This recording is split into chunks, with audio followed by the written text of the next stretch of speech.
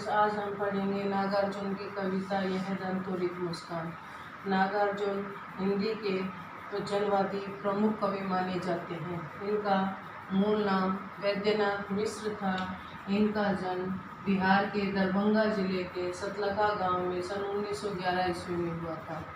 इनका जो परिवार था वह बहुत ही गरीब था और बहुत ही अल्प आयु में इनके माता का देहांत हो गया था। इनके काव्य में जो व्यथा है, पीड़ा है, वो साफ झलकती है। इनकी प्रारंभिक शिक्षा स्थानीय संस्कृत विद्यालय में हुई और 1936 में इन्होंने श्रीलंका में जाकर बौद्ध धर्म धारण कर लिया था। जब इन्होंने बौद्ध धर्म धारण किया तभी इनका नाम क्या पड़ गया था, नागार्जुन पड़ गया था। मैथिली में इन्हें यात्री के नाम से जाना जाता है। यात्री के नाम से इसलिए जाना जाता है क्योंकि इनकी प्रवृत्ति हमेशा घुमक्कड़ी प्रवृत्ति रही है। हमेशा ये घूमते रहे हैं, देश विदेश में भ्रमण करने के कारण इन्हें किसके नाम से जाना जाता है, यात्री के नाम से जाना जाता है। मैथिली जो भाषा है, ये भाषा है, मैथिली भाषा में इन्होंने बहुत सारी रचनाएं की हैं और उन रचनाओं पर ही इन्हें क्या मिला है, साहित्य अकादमी पुरस्कार मिला है। प्रमुख रचनाएं इनकी देखो, युगधारा, प्यासी पथराई आँखें, सतरंगी पंखों वाली, हजार हजार बाहों वाली, पुरानी जूतियों का कोरस, मैं मिलिट्री का बूढ़ा घोड़ा आदि। उपन्यास वरुण के बेटे, नई पोध, हीरक जयंती, बलचनामा, रतिनाथ की चाची, कुंभिपाक आदि इनके उपन्यास हैं। आज जो हम कविता पढ़ेंगे वह है दंतोरित मुस्कान। एक छोटे बच्चे के नए नए निकलते हुए दांतों को कि इसकी जो मधुर मुस्कान है उसे कवि ने बिंबों के माध्यम से यहाँ पर अभिव्यक्त किया है। कि जो बच्चे की मधुर मुस्कान है उसको देखकर जो निष्ठुर हृदय वाले व्यक्ति होते हैं, जो भावहीन होते हैं, उनमें भी वह भी दयालु हो जाते हैं। कठोर हृदय वाला व्यक्ति भी क्या बन जाता है, दयालु बन जाता है। तो एक बार देखते हैं, तुम्हारी है दंतोरित मुस्कान, मृतक में भी डाल देगी जान, धूली धूसर तुम्हारे ये घाट, छोड़कर तालाब मेरी झोपड़ी में खिल रहे जलवा, परस पाकर तुम्हारा ही प्राण, पिघल कर जल बन गया होगा कठिन पाषाण, छू गया तुमसे कि झरने लग पड़े शेफालिका के फूल, बांस था कि बबूल। अब हम इसके शब्दार्थ देखेंगे। शब्दार्थ देखो, दंतोरित, नए बच्चे के नए नए दांत क्या कहलाते हैं, दंतोरित। मृतक, मरा हुआ, तुम्हारी यह दंतोरित मुस्कान, मृतक में भी डाल देगी जान, जान डाल देना, जीवित कर देना। धूली धूसर तुम्हारे ये गात, धूली धूसर, धूल से सने हुए, धूल से सना हुआ, गात मतलब शरीर, धूली धूसर तुम्हारे ये गात, छोड़कर तालाब मेरी झोपड़ी में खिल रहे जलजा, छोड़कर तालाब मेरी झोपड़ी में खिल रहे जलजा। जलजात का क्या होता है, कमल। परस, स्पर्श, परस पाकर तुम्हारा ही प्राण, पिघल कर जल बन गया होगा कठिन पाषाण, कठिन पाषाण मतलब कठोर हृदय। छू गया तुमसे कि झरने लगे शेफालिका के फूल, बांस था कि बबूल। शेफालिका एक पौधा होता है जिसके जो फूल होते हैं वह बड़े ही कोमल होते हैं। तो हम यहाँ भावार्थ देखें। तुम्हारी यह दंतोरित मुस्कान, कवि बच्चे को संबोधित करते हुए कहता है कि तुम्हारी ये छोटे छोटे नए नए दांतों वाली मुस्कान है, मृतक में भी डाल देगी जान, मरे हुए व्यक्ति में भी प्राणों का संचार कर देगी, मरे हुए व्यक्ति में भी जान डाल देगी। देखो, मरा हुआ व्यक्ति कभी भी जीवित नहीं हो सकता, पर भाव ये है कि जो अपने जीवन में हताश है, निराश है, वह व्यक्ति भी तुम्हारे इस नए नए दांतों वाली मुस्कान को देखकर क्या हो जाएगा, प्रसन्न हो जाएगा। दोनों पंक्तियों का देखो, तुम्हारी यह दंतोरित मुस्कान, मृतक में भी डाल देगी जान। कवि बच्चे को संबोधित करते हुए कहता है कि जो तुम्हारी हंसी है वह इतनी मनमोहक और निश्चल है कि तुम्हारी मुस्कान को देखकर मृतक व्यक्ति में भी प्राणों का संचार हो जाता है। कहने का भाव यह है कि जो अपने जीवन में हताश है, निराश है, वह व्यक्ति भी क्या हो जाता है, प्रसन्नचित्त हो जाता है।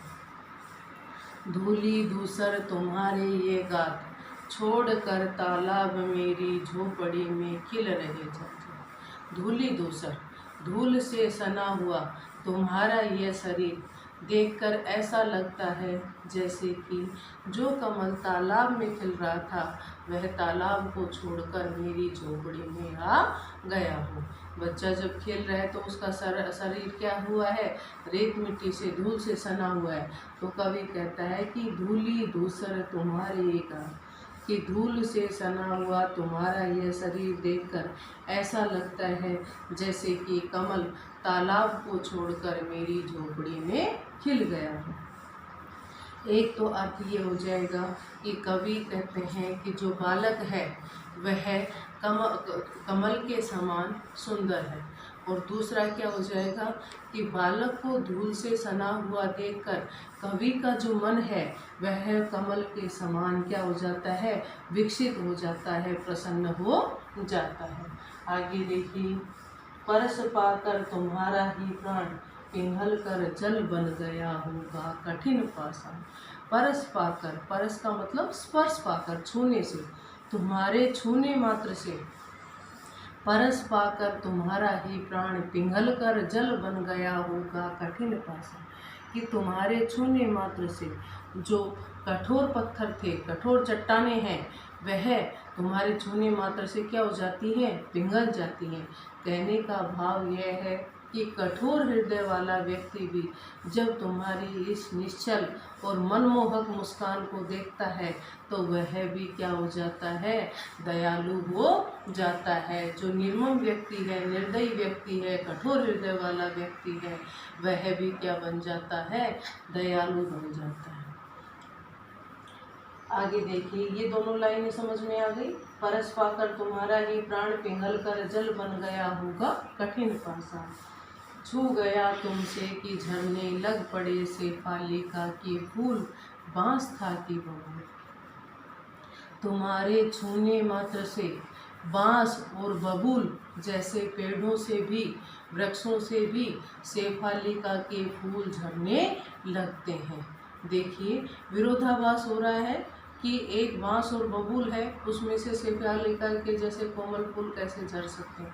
विरोधाभास है। कवि का कहने का भाव है कि बांस अंदर से कैसा होता है, खोखला होता है, पोला होता है, यानी उसमें किसी तरह का कोई रस नहीं होता है। तो जो भाव शून्य व्यक्ति है, जो बांस है, वो किसका प्रतीक है, भाव शून्य व्यक्ति का। बांस था कि बबूल, और बबूल कैसा, जो कठोर निष्ठुर हृदय वाला व्यक्ति है। तो वो कह रहे हैं कि छू गया, तुम्हारे छूने मात्र से भाव शून्य, भावहीन और निष्ठुर हृदय के व्यक्ति भी कैसा हो जाता है, भावों से सरस हो जाता है, रस से युक्त हो जाता है, दयालु हो जाता है। एक बार दोबारा हम इसका देख लेंगे। तुम्हारी यह दंतुरित मुस्कान, कवि बच्चे के छोटे छोटे दांतों वाली मुस्कान को देखकर कवि कहते हैं कि तुम्हारी ये जो छोटे छोटे नए नए दांतों वाली मुस्कान है वह मरे हुए व्यक्ति में भी प्राणों का संचार कर देती है। अर्थात जो अपने जीवन में हताश है, निराश है, वह व्यक्ति भी कैसा हो जाता है, प्रसन्नचित्त हो जाता है। दूसरा है, धूली धूसर तुम्हारे ये गात, छोड़ कर तालाब मेरी झोपड़ी में खिल रहे जो, कि धूल से सने हुए तुम्हारे इस शरीर को देखकर ऐसा लगता है कि जैसे कमल तालाब को छोड़कर मेरी झोपड़ी में आ गया हो। कहने का भाव है कि ऐसा कवि को धूल से सना हुआ बालक एक कमल के समान सुंदर लग रहा है। दूसरा अर्थ मैंने बताया था कि उस बच्चे को, धूल से सने हुए बच्चे को देखकर कवि का जो मन है वह कमल के समान खिल उठा है। परस पाकर तुम्हारा ही प्राण पिघल कर जल बन गया होगा कठिन पाषाण, कि तुम्हारे छूने मात्र से, तुम्हारे स्पर्श मात्र से कठोर हृदय वाला व्यक्ति भी क्या हो जाता है, दयालु हो जाता है। छू गया तुमसे कि झरने लग पड़े शेफालिका के फूल, बांस था कि बबूल।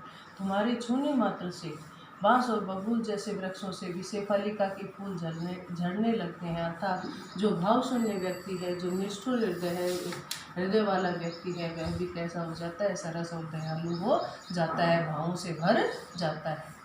अब इस पर आधारित प्रश्न हम देखें। काव्यांश पर आधारित प्रश्न देखेंगे। कवि की झोपड़ी में नन्हा बच्चा किस रूप में है? तो हमने देखा है कि धूली धूसर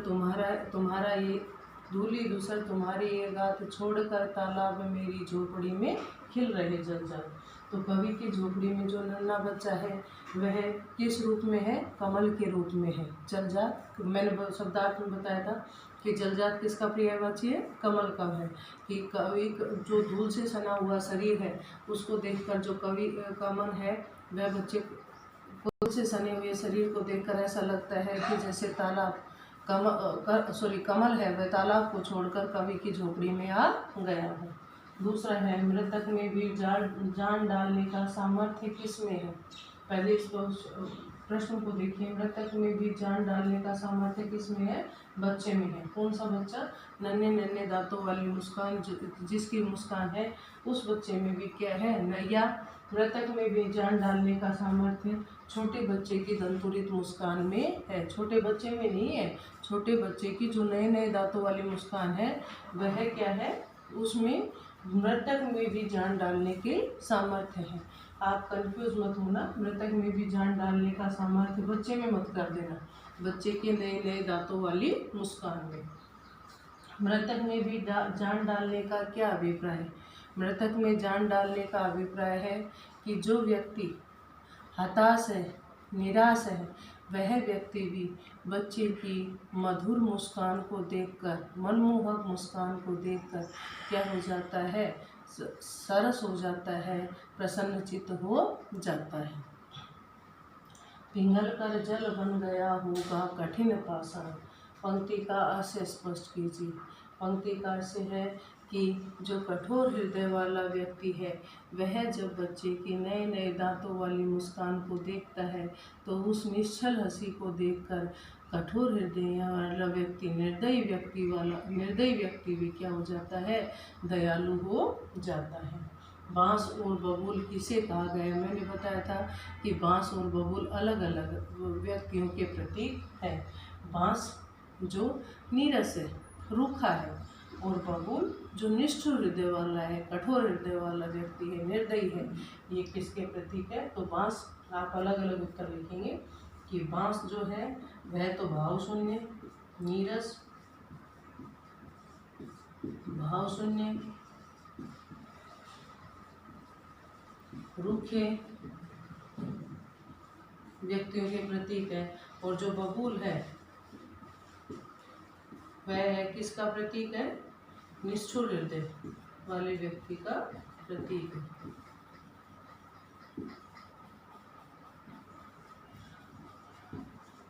जिसका निष्ठुर हृदय वाले व्यक्ति का प्रतीक है। तो इस पर आधारित ये सारे प्रश्न आपको करने हैं, शब्दार्थ लिखने हैं। शब्दार्थ के बाद काव्यांश पर आधारित जो प्रश्न दिए गए हैं इनको करना है, इनके उत्तर लिखने हैं और भावार्थ को अच्छे से समझना है। भावार्थ में अगर कहीं कोई पंक्ति समझ में नहीं आए तो आप उसको पूछ सकते हैं। अगली जो काव्यखंड में अगली जो कविता का जो पार्ट बचा हुआ है वो आगे पढ़ाएंगे। तो बच गया था, इसमें आपको भावार्थ भी लिखना है कविता का। मैंने जो भावार्थ बताया है उस कविता के भावार्थ को भी लिखना है। भावार्थ लिखते समय आपको वो पूरी काव्य की जो पंक्ति है उनको नहीं लिखना है।